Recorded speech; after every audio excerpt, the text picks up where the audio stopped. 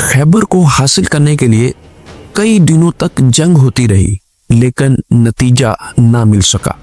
जिन जंगों में मुसलमानों को बहुत सारी मुश्किलात का सामना करना पड़ा, उनमें एक जंग खैबर की है, जिसमें मुसलसल 20 दिन तक दोनों तरफ से हमले होते रहे, लेकिन खैबर फतह ना हो सका।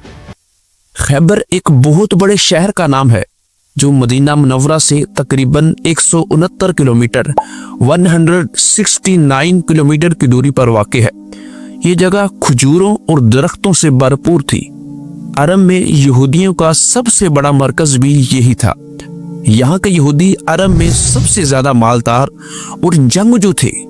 इनको अपनी माली और जंगी ताकतों पर बड़ा नाज और गुरूर था।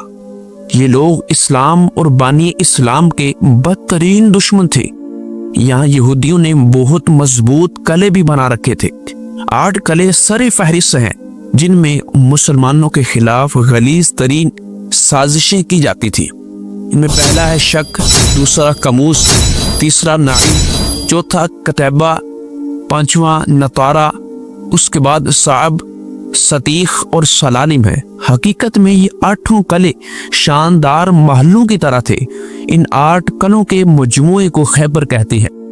खैबर की जंग में नबी पाक सल्लल्लाहु अलैहि वसल्लम मुहर्रमुल हराम के महीने 7 हिजरी को 1600 सहाबाई कराम को लेकर मदीने से खैबर की तरफ रवाना हुए, जबकि यहूदियों के पास जंग के लिए 20,000 का लश्कर मौजूद था। इधर से इस्लाम के सिपाही खैबर की तरफ बड़ी तेजी से बढ़ रहे थे। अहले खैबर हस्बे मामूल कदाल और टोकरियां लिए खेतों की तरफ रवां दवां थे कि अचानक मुसलमानों का बहुत बड़ा लश्कर देखा तो बदहवास हो गए और चीखो पुकार करते हुए अपने किले की जानिब भागे। दरअसल खैबर की आबादी 2 हिस्सों में तकसीम है। पहले में 5 किले और दूसरे में 3 किले थे। इन 8 किलों में दिफाई नुक्ता नजर से सबसे ज्यादा अहम और बड़ा किला कमूस था। इस किले का कमांडर मरहब था, जो मजबूत और बहादुर होने के साथ साथ 1000 सवारों के बराबर माना जाता था। सबसे पहले किला नाइम में भरपूर अंदाज से लड़ाई हुई। इस लड़ाई में हजरत महमूद बिन सलमा रदियल्लाहु ताला अन्हु शहीद हुए, लेकिन आखिरकार किला फतह हो गया। यहाँ बात काबिल गौर ये है कि खैबर की जंग का सबब आखिर क्या बना, किस वजह से ये जंग हुई।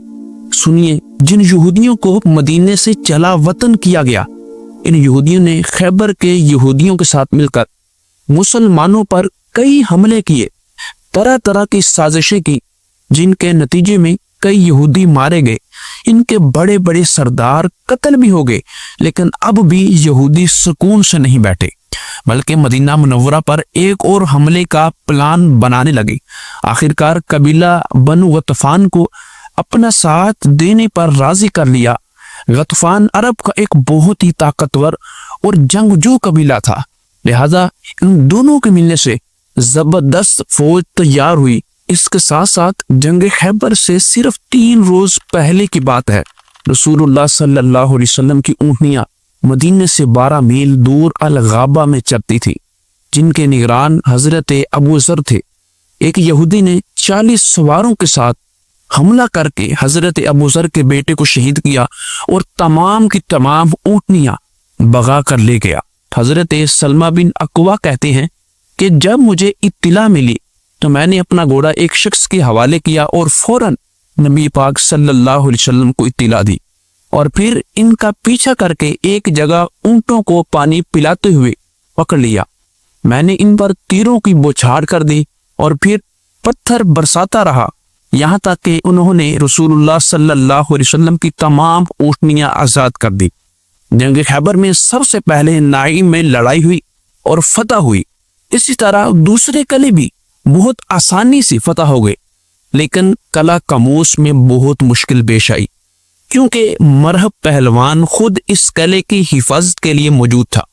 ये किला कई दिन तक फतह ना हो सका। सारे हैरान हैं, आखिर क्या किया जाए जिससे कामयाबी मिल जाए। हर तरह के हरबे आजमाए गए, लेकिन کامیابی نہ مل سکے۔ آخر کار ایک دن نبی کریم صلی اللہ علیہ وسلم نے غیب کی خبر دیتے ہوئے فرمایا کہ کل میں اس شخص کو جنہ دوں گا جس کے ہاتھ میں اللہ تعالیٰ نے فتح رکھی ہے۔ وہ اللہ اور اس کے رسول سے محبت کرتا ہے، اللہ تعالیٰ اور اس کا رسول اس سے محبت کرتے ہیں۔ سارے صحابہ کرام نے رات اس بے چینی میں گزار دی کہ کون وہ شخص ہوگا جس سے اللہ اور اس کا رسول محبت کرتے ہیں اور وہ فتح یاب بھی ہوگا۔ ہر کسی کی یہی خواہش تھی، کاش کہ وہ جھنڈا مجھے مل جائے۔ لیکن جب صبح ہی سارے صحابہ کرام نبی پاک کی بارگاہ میں حاضر ہوئے، رسول اللہ صلی اللہ علیہ وسلم نے فرمایا، علی بن ابی طالب کہاں ہیں؟ عرض کی گئی کہ وہ آنکھوں کے مرض میں مبتلا ہیں۔ تو ارشاد ہوا ان کو بلایا جائے۔ جب حضرت علی رضی اللہ تعالی عنہ بارگاہ رسالت میں حاضر کیے گئے تو نبی پاک صلی اللہ علیہ وسلم نے اپنا لعاب مبارک ان کی آنکھوں میں لگایا، آنکھیں پہلے سے بھی زیادہ اچھی ہو گئی۔ نبی پاک صلی اللہ علیہ وسلم نے ان کو جھنڈا عطا کیا اور فرمایا دشمن کے میدان میں اترو، انہیں اسلام کی دعوت دو۔ خدا کی قسم اللہ پاک تمہارے ذریعے ایک شخص کو ہدایت دے دے، یہ تمہارے لیے اچھا ہے کہ تمہارے پاس سرخ اونٹ ہوں۔ حضرت علی رضی اللہ تعالی عنہ میدان میں اترے، ایک ہاتھ میں تلوار دوسرے ہاتھ میں ڈال ہے، یہودیوں کو جہنم واصل کرتے ہوئے قلعہ کموس کے دروازے کے پاس پہنچے۔ چونکہ کموس کا کمانڈر مرہب پہلوان تھا، حضرت علی کے ساتھ مقابلہ شروع ہوا۔ مرہب نے بڑی چالاکی کے ساتھ وار کیا، حضرت علی نے بڑی ہوشیاری سے اسے روکا۔ مرہب نے کرز اٹھائی، حضرت علی نے ہاتھ میں پکڑ لی۔ مرہب نے پھر تلوار کا وار کیا، حضرت علی نے ڈال سے روکا، ڈال ٹوٹ گئی۔ حضرت علی نے اللہ کی دی ہوئی طاقت سے خیبر کا دروازہ اکھاڑا، پھر تلوار اٹھائی، تلوار مرہم کے ڈال کے ٹکڑے کرتے ہوئے سر تک پہنچی، سر کو کاٹتے ہوئے جسم تک، جسم کو چیرتے ہوئے زمین پر گر گئی۔ خیبر کے دروازے کو 40 گز کی فاصلے پر پھینک دیا اور پھر اسلام کا جھنڈا کلے پر گاڑ دیا۔ غزوہ خندق میں بھی حضرت علی رضی اللہ تعالی عنہ کی بہادری بہت نمایاں نظر آتی ہے۔ نبی پاک صلی اللہ علیہ وسلم خندق کھودنے میں شریک تھے۔ کفار کا لشکر 3000 کی تعداد میں تھا۔ اس لشکر میں کفر کی دنیا کا شاہ سوار عمر ابن ود بھی شامل تھا، جس کے مقابلے میں آنے کی کسی کی جرت نہ ہوتی، لوگ اس کے سامنے آنے سے ڈرتے تھے۔ عمر ابن ود گھوڑے پر سوار ہو کر گھوڑے کو ایڑی لگا کر خندق کو پھاندتے ہوئے لشکر اسلام میں آ پہنچا اور بڑے غرور اور تکبر سے اسلام کو للکارنے لگا، کہنے لگا ہے کوئی مسلمانوں میں سے میرے ساتھ مقابلہ کرنے والا؟ خون حیدر جوش میں آ گیا، رسول اللہ صلی اللہ علیہ وسلم سے اجازت طلب کی۔ نبی پاک صلی اللہ علیہ وسلم نے فرمایا کافر کو تیرے سپرد کیا اور تجھے اللہ تعالیٰ کے سپرد کیا۔ عمر ابن ود جنگی ہتھیاروں سے لیس تھا، حضرت علی کے پاس صرف تلوار اور قوت ایمانی تھی۔ رسول اللہ صلی اللہ علیہ وسلم نے نگاہ اٹھائی، انداز جنگ دیکھا اور فرمایا وہ دیکھو آج مکمل ایمان مکمل کفر سے جنگ کر رہا ہے۔ حضرت علی شیر خدا نے جلال میں آ کر ایک ضرب لگائی جس کی تاب نہ لاتے ہوئے تڑپ کر زمین پر گر گیا۔